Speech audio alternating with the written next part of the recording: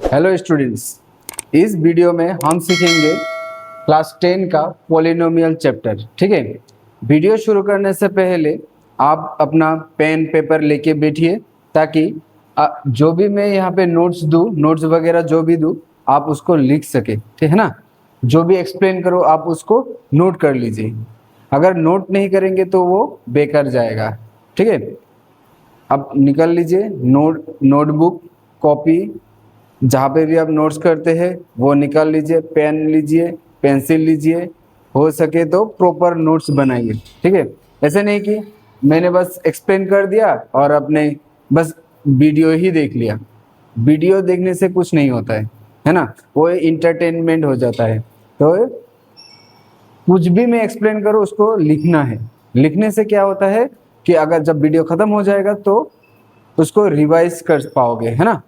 Revise करना जरूरी है। ठीक है, तो जो जो इस वीडियो में एक्सप्लेन करूंगा लिखना भी है। Okay no, so let's start the video from here. Okay,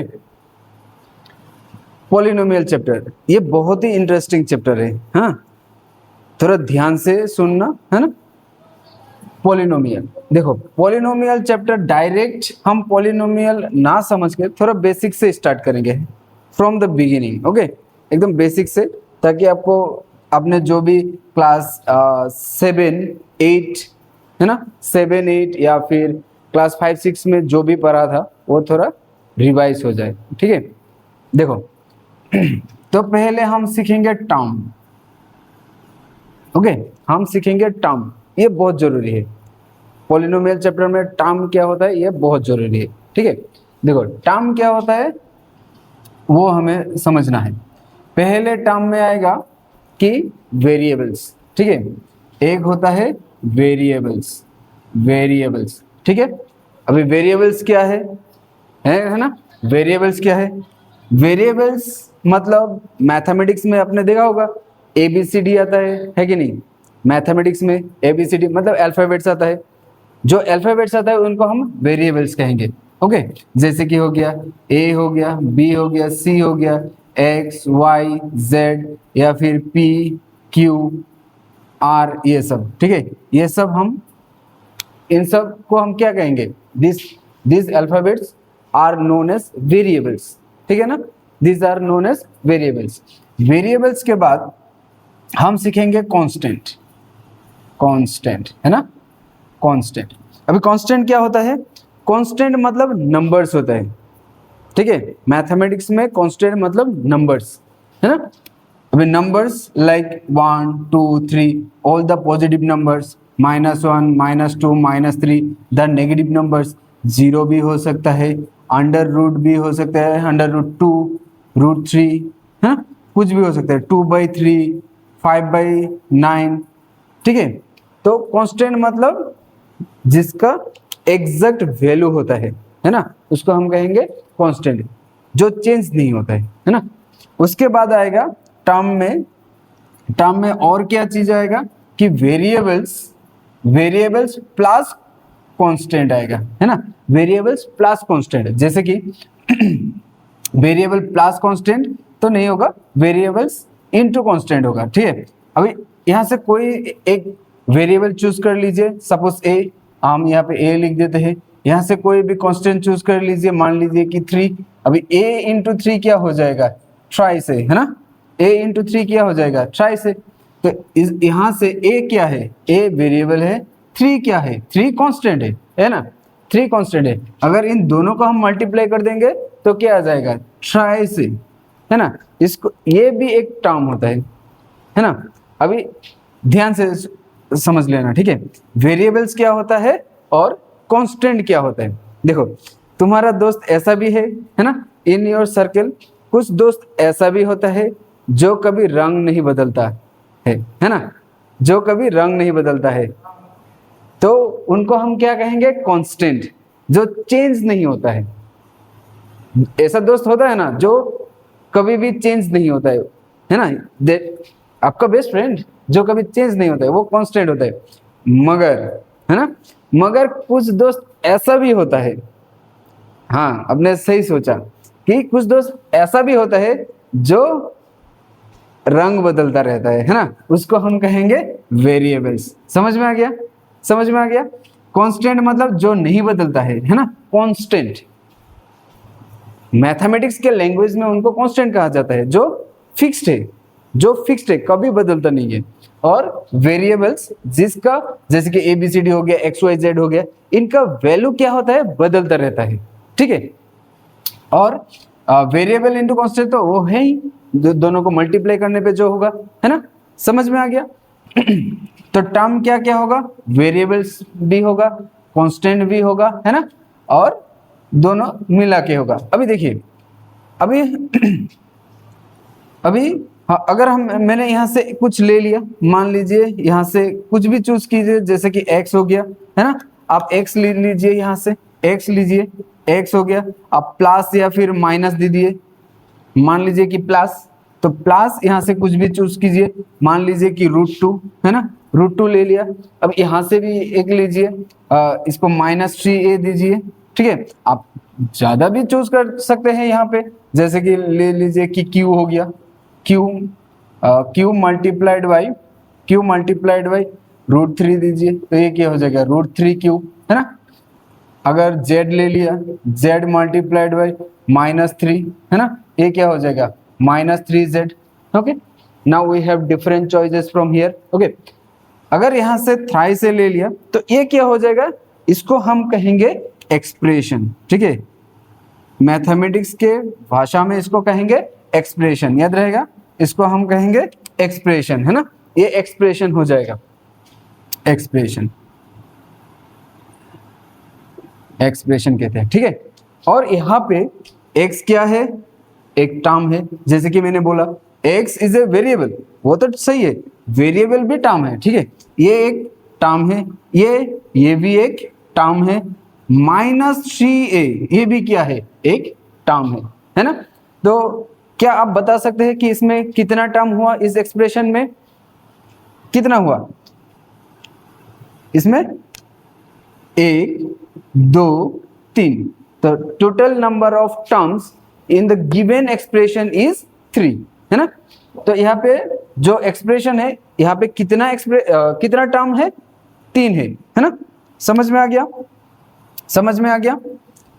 चलिए हम दूसरा टॉपिक में जाते हैं। हो गया? सो ये होता है टर्म, है ना।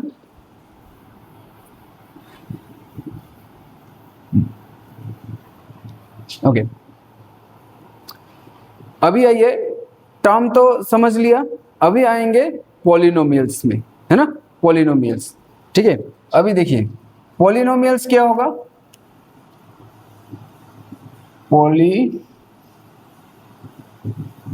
पॉलिनोमियल्स।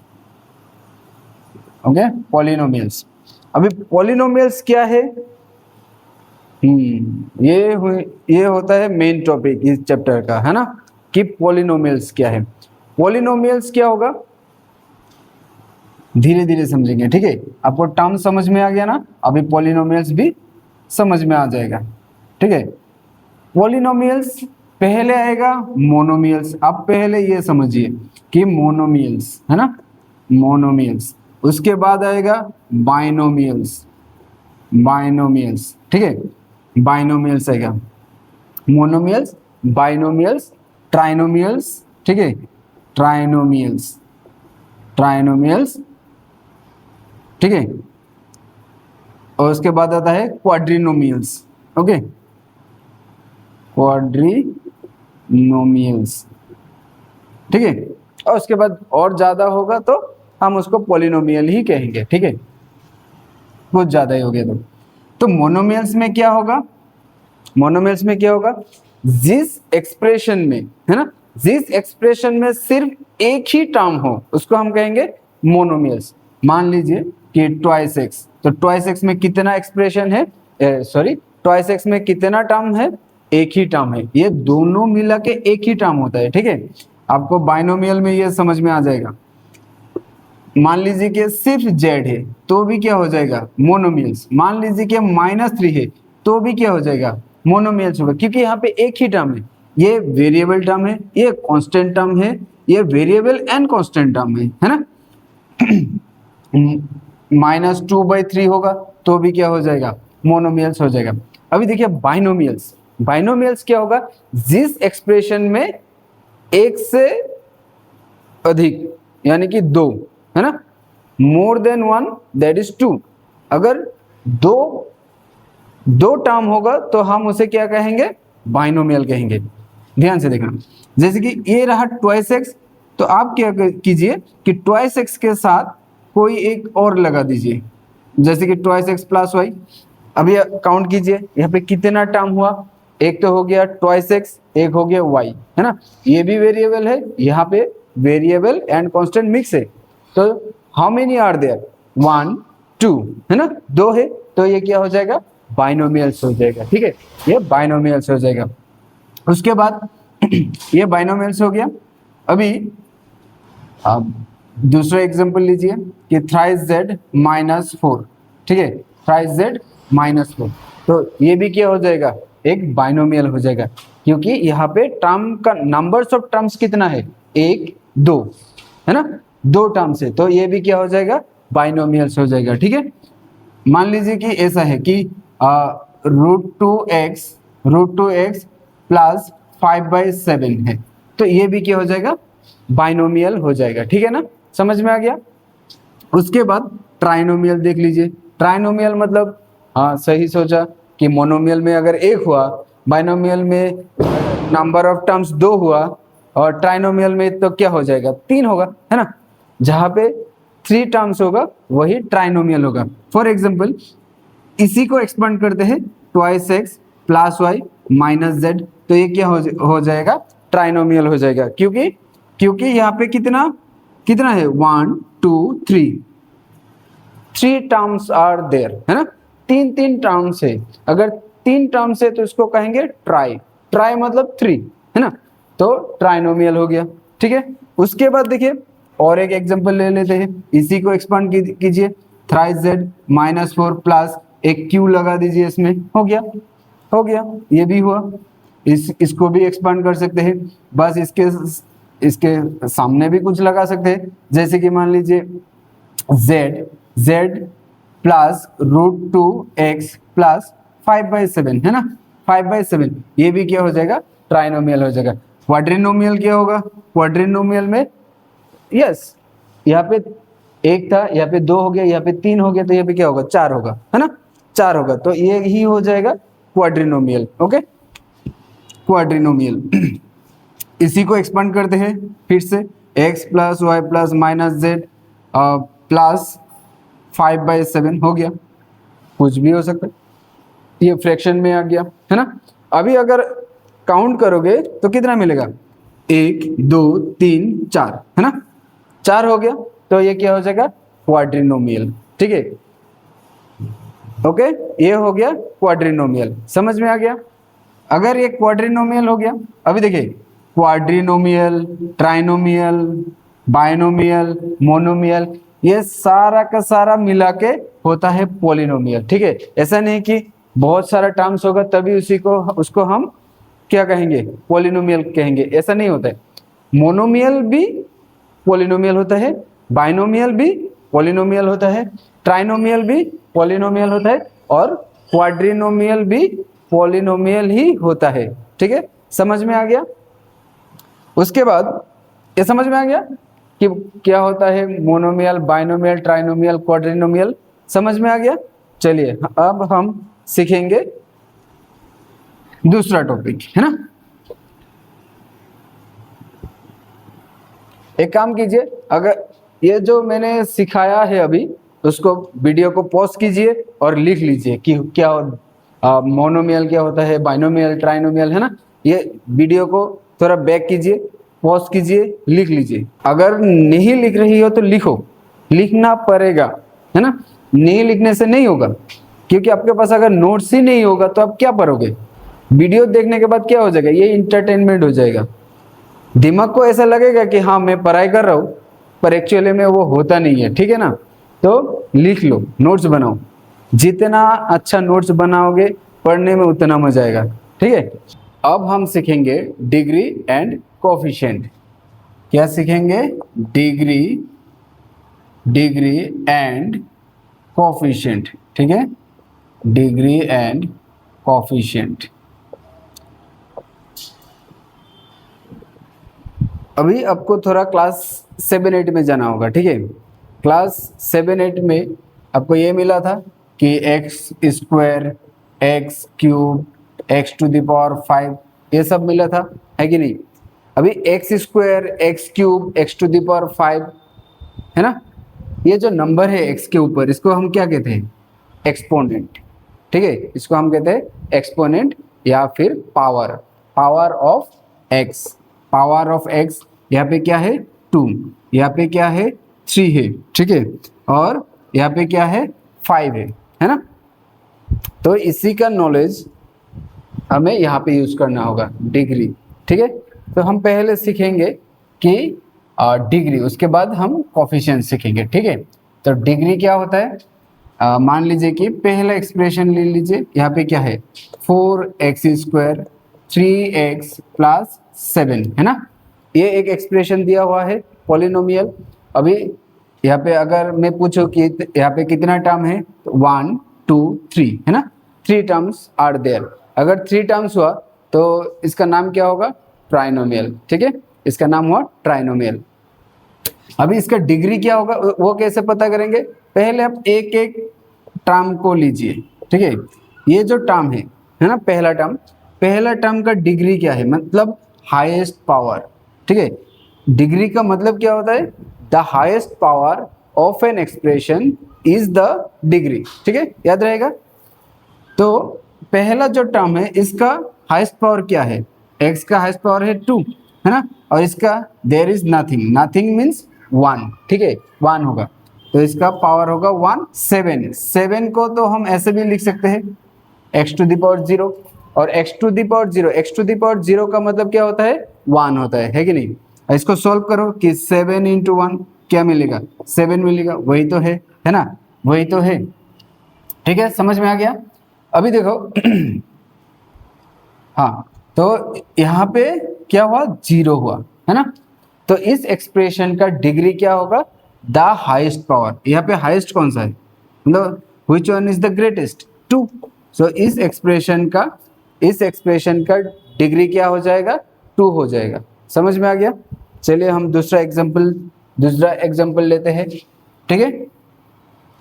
नंबर 2 को देखिए, नंबर 2 पे क्या है, x to the power 10 + y³ + t to the power 50 है ना। अभी इसमें भी 3 टर्म है ना। पहला टर्म क्या है, x टू द पावर 10, दूसरा y टू द पावर 3, तीसरा t टू द पावर 50 है ना। तो इसमें पहला टर्म का पावर क्या है 10, दूसरा का 3 और तीसरा का 50। ये बताओ कि इन तीनों में से ग्रेटेस्ट कौन सा है, हाँ 50 है ना। तो 50 क्या हो जाएगा, degree of the given expression, याद रहेगा। चलिए तीसरा देखते हैं, नंबर 3 पे क्या दिया हुआ है, नंबर 3 पे है, नंबर 3 2 + x है ना, x² + 5। अभी देखिए यहाँ पे डायरेक्ट एक्सप्रेशन नहीं दिया है ना, यहाँ पे डायरेक्ट एक्सप्रेशन नहीं दिया हमें, तो हमें क्या करना होगा, थोड़ा सा सॉल्व करना होगा इसको सॉल्व कैसे करेंगे, इसको कैसे सॉल्व करेंगे, पहले 2 से मल्टीप्लाई करेंगे, उसके बाद x से मल्टीप्लाई करेंगे, ठीक है। So we will write like this, 2 से मल्टीप्लाई करना है बाइनोमियल को, सो x² + 5, ओके, x² + 5। उसके बाद क्या था कि +x, यहाँ पे +x लिखो और इसको यहाँ पे लिख दो कि x² + 5 है ना, x² + 5। अब क्या करेंगे कि फिर से ये 2 से इसको मल्टीप्लाई करेंगे, इस 2 से इसको मल्टीप्लाई करेंगे, x से इसको मल्टीप्लाई करेंगे, x से 5 को मल्टीप्लाई करेंगे, ठीक है।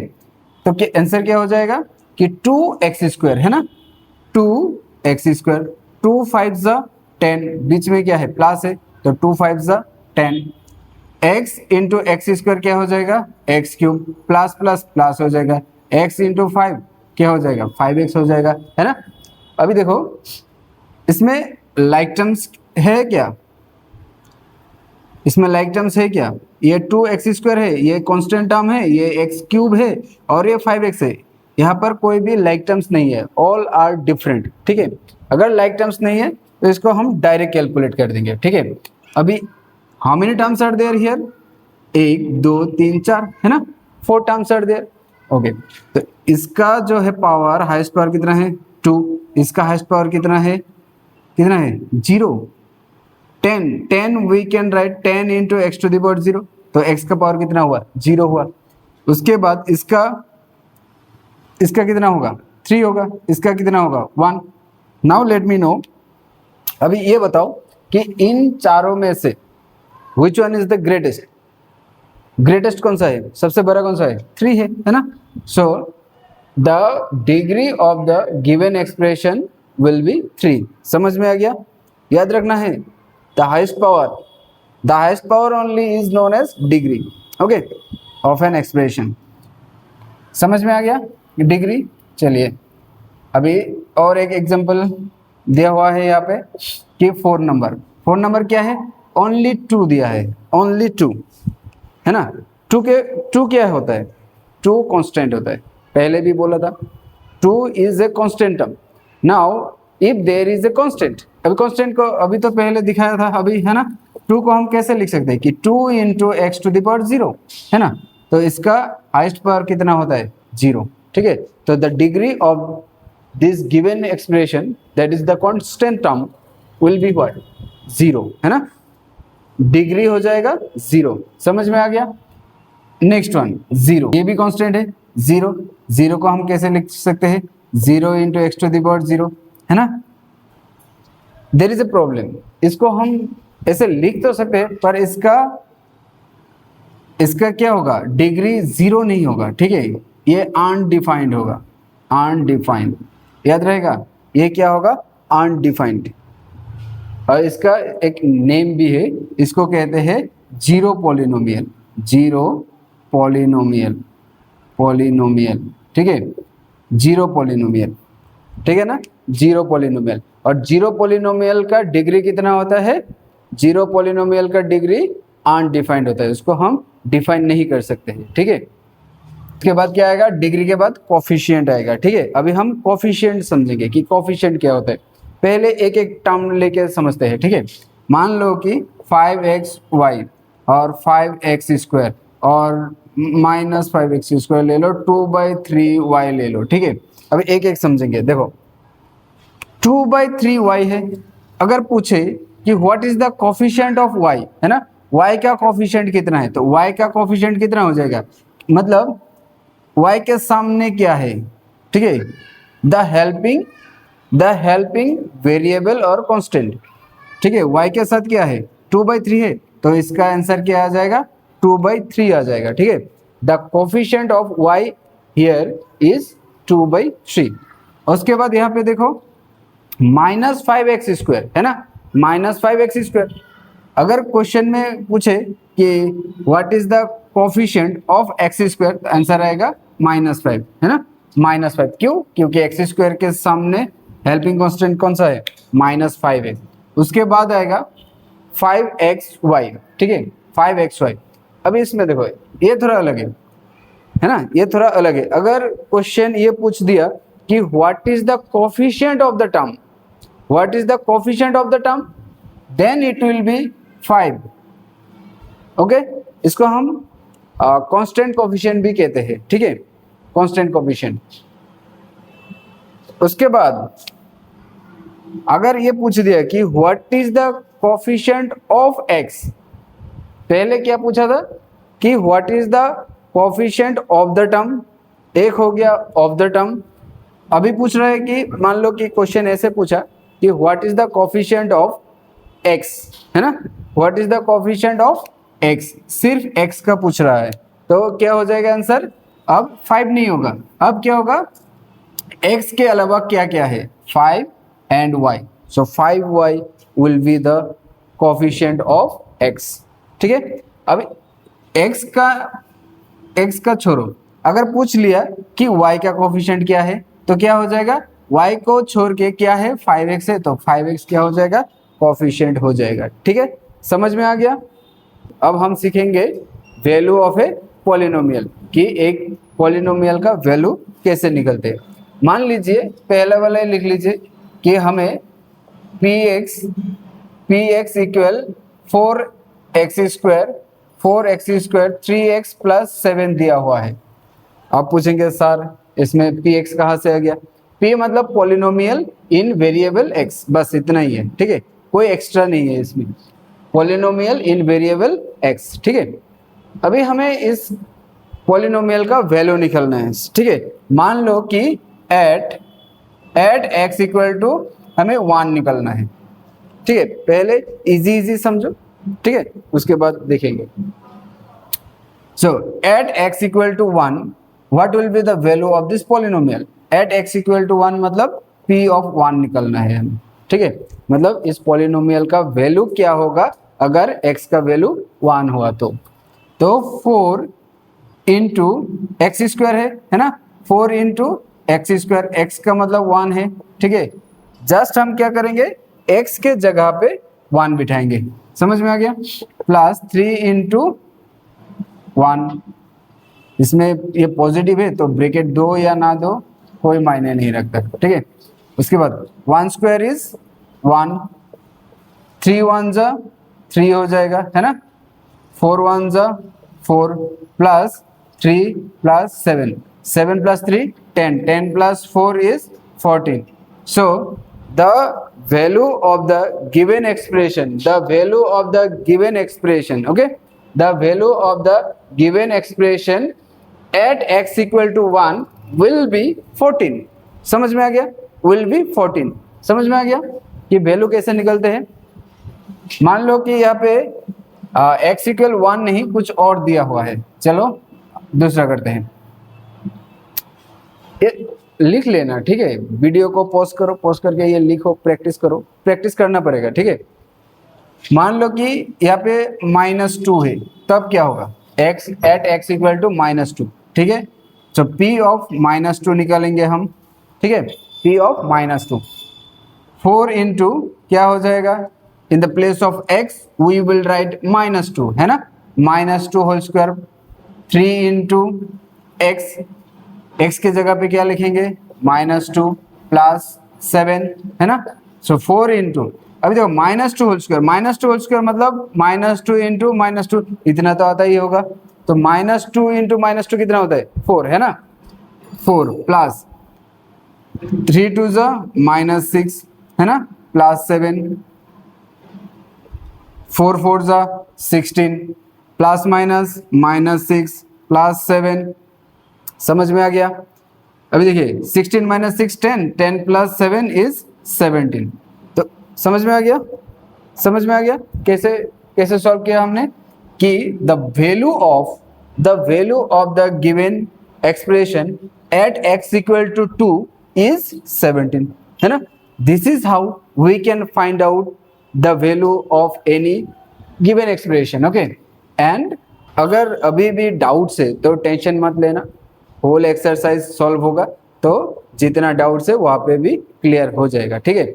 अभी हम क्या कर रहे हैं कि आपको जितना भी टॉपिक्स है उनसे, है ना, इंट्रोडक्शन हो रहा है, ठीक है, कि क्या क्या टॉपिक्स आएगा, क्या क्या हमें करना होगा, है ना। अभी इंट्रोडक्शन चल रहा है, ठीक है, इंट्रोडक्शन चल रहा है, each and every exercise solve हो जाएगा, ठीक है, टेंशन की कोई बात नहीं। Next topic, zero of a polynomial. अब हम सीखेंगे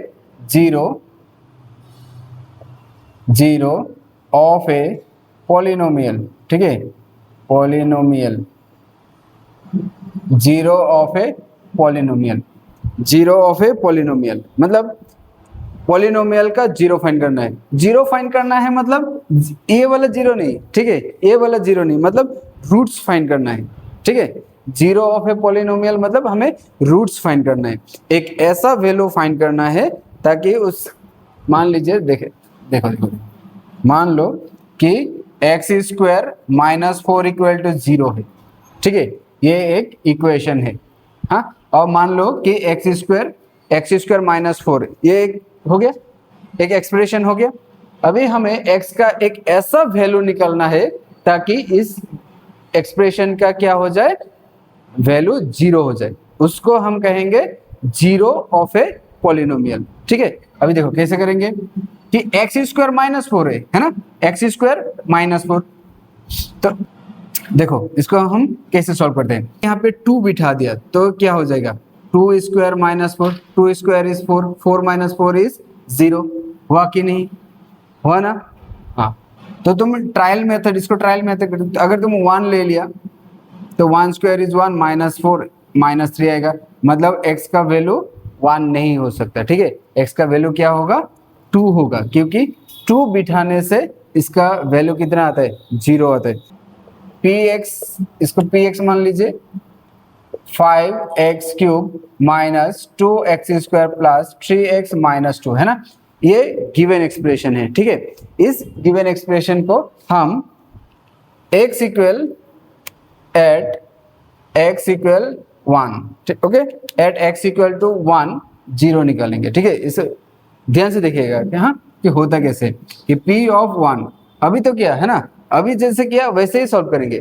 ठीक है, अब जैसे कि वैल्यू निकालना होता है ना, p ऑफ 1, सो क्या होगा 5 1 cube minus 2 1 square plus 3 1 minus 2, है ना। 1 क्यूब क्या हो जाएगा, 1 हो जाएगा 1, सो 5 इंटू 1 माइनस 2 इंटू 1, 1 स्क्वायर 1 होता है ना, 3 इंटू 3 1 जा 3 होते है ना, 5 1 जा 5, 2 1 जा 2, है ना, प्लस 3 माइनस 2, माइनस 2 कितना होगा, 5 plus 3 is 8 and 2 minus 4, 8 minus 4 is 4। ठीक है, अभी ये जो 4 आया है ना, इसको कहेंगे जीरो ऑफ द पॉलिनोमियल। ठीक, अभी हम सीखेंगे number of zeros of a polynomial. ठीक है, अभी कोई सा भी एक एक्सप्रेशन लिख लीजिए कि 5x cube minus 2x square plus 3x minus 7 पकड़ लीजिए। ठीक है, कि ये गिवन एक्सप्रेशन है। अभी एक गिवन एक्सप्रेशन का नंबर ऑफ जीरोस क्या होगा, नंबर ऑफ जीरोस मतलब कितना वैल्यू है वो एक गिवन एक्सप्रेशन का। ठीक है, अभी नंबर ऑफ जीरोस इस एक्सप्रेशन का क्या होगा, क्या लगता है आपको, number of zeros of a given expression is directly related to the degree of the expression. Okay, अभी इस एक्सप्रेशन का डिग्री क्या है, हाँ, इसका डिग्री क्या होगा, इधर 3 है, इधर 2, इधर 1 और यहाँ पे 0, है ना। तो हाईएस्ट पावर इज 3, है ना, हाईएस्ट पावर कितना है, 3, मतलब the degree of the given expression is 3, है ना। अगर डिग्री 3 हुआ तो इसका 0 भी कितना होगा, number of zeros will be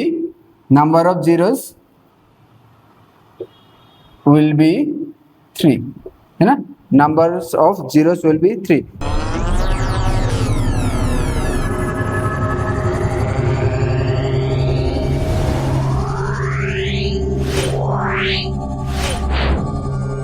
Yeah.